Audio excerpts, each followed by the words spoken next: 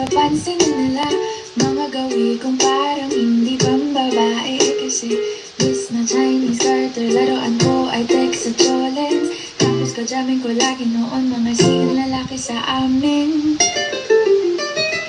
Nung ako'y mag-high school ay napabarkada sa mga bay. Curious na babae na ang hanapin ay babae. Sa halip na makeup kit ko ay gitara.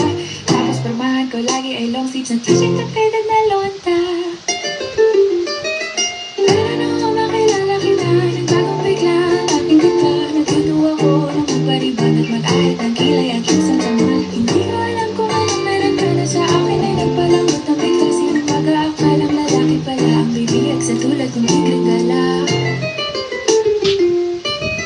Kahit ako'y titibok-tibok, puso ko ay titibok-tibok parin sa'yo. Isang halik mo lamang ang ko ay tinataglan. At ang akong magkabakay ay nabubuhayan na parang ang bulaklak na namumukadkad. Dahil alaga mo sa diligid ka, tamtamang sikat ang araw-araw mong pag-ibig sa aking buhay nagpapasarap.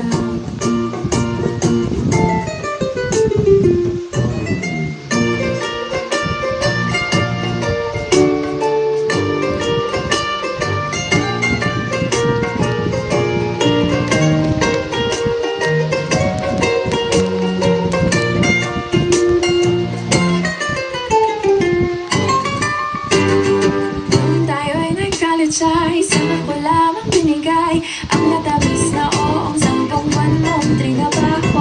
Sa halip na tsokolate at tipikal na mga diskarte, nalihag mo ko sa mga tula at sa mga kanta mong pabebe.